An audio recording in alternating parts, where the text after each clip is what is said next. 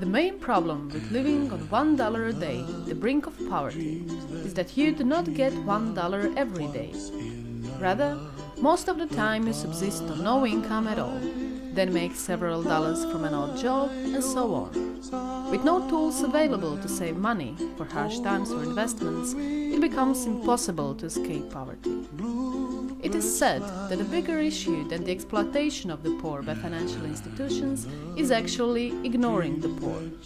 With microfinance, perhaps we can break this tragic cycle.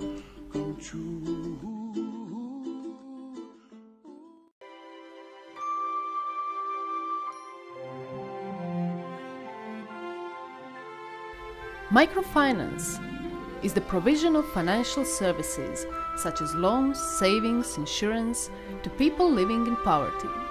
It is one of the great success stories in the developing world in the last 30 years and is widely recognized as a just and sustainable solution in alleviating global poverty.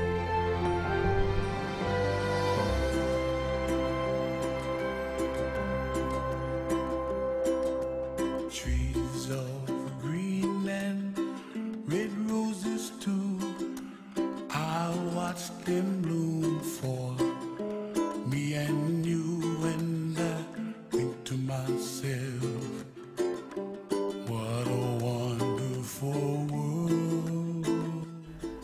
How important in fighting poverty microfinancing is tells the fact that Muhammad Yunus and the bank he founded, Grameen Bank, won the Nobel Peace Prize for 2006. They were awarded for their efforts to create economic and social development of the world.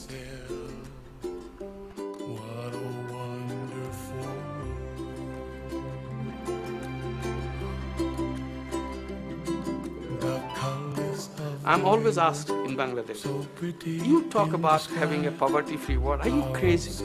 Even the richest country in the world, United States, they have poor people there. I said, look, no matter how rich you get in the present system, you'll have poor people. So I'm trying to change that system. And that system, there will be no poor people because people are as capable as anybody else.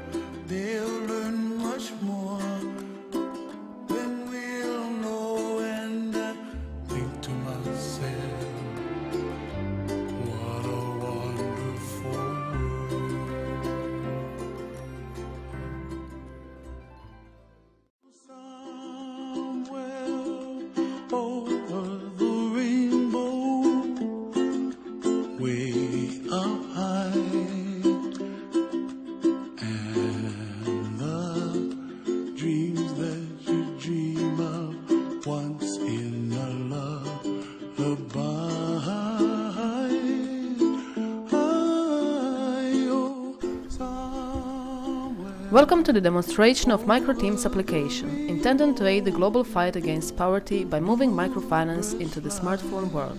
Here we will briefly present the way our application works and looks like.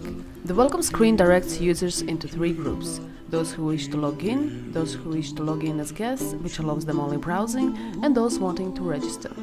As you can see, trying to log in without correct data resulted in rejection, so we will register first.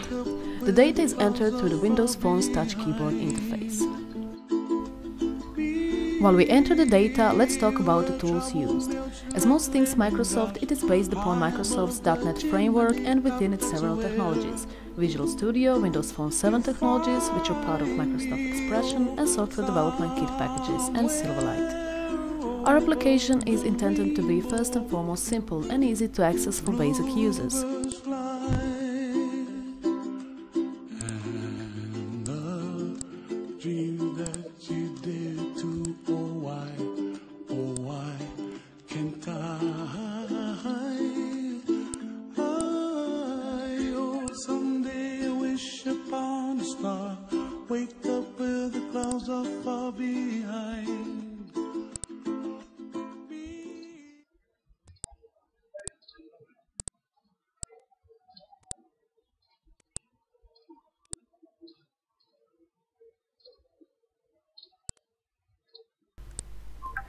So now that we are registered, let's see about logging in using the same data. After entering login details, we will be taken to the main menu to further describe its functionalities. Note that several times during this demonstration, the screen view will be flipped from vertical to horizontal as it would be on a real smartphone, but not within the emulator. This also mimics the real-life usage and handling of the Microsoft phone's touchscreen and is nothing to be concerned about. Let's examine the first function of the main menu, the search. User profiles can be searched either by names or characteristics, such as continent, country, and profession. Let's search for users in Bulgaria and see what we get. The search engine returned one result. This window is flipped for better view.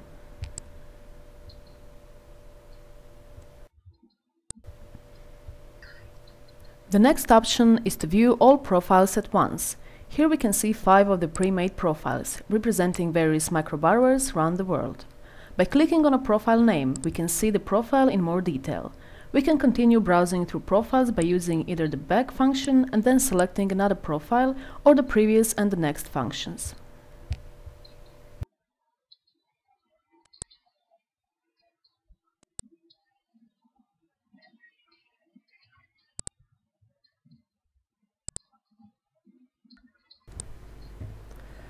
An option of editing account info leads to another form, similar to the registration one, but let us take a look at the news section.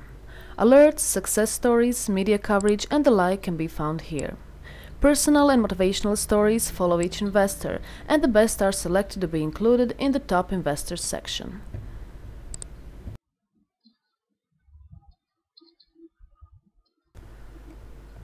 Our application is not only about information, but also about educating people and inspiring them, as we will see in the next section, the Education Corner.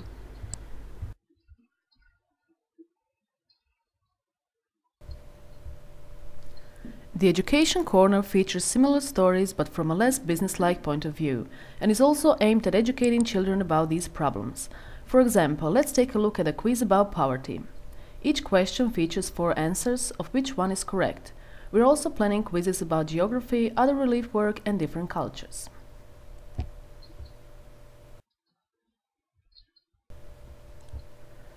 With this quiz, we have concluded our presentation. We look forward to actual usage of our application and its constant improvement. Thank you for your attention.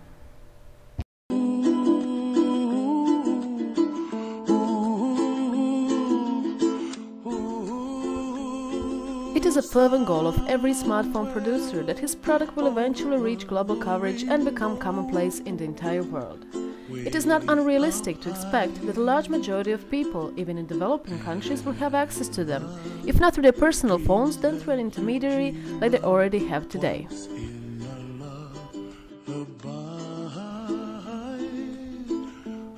In today's microfinance, an intermediary is a necessary part of business, but in the future, where everyone has their own smartphone and presents a unique digital identity, it evolves with a host of other technologies that track personal and financial data in a unified fashion. Possibilities expand rapidly. Intermediaries would no longer be necessary, as it would be possible to provide verification, fund transfer and repayment through a single system. This concept can also be elegantly tied in with the various ecological initiatives for sustainable farming, the fair trade movement and the like.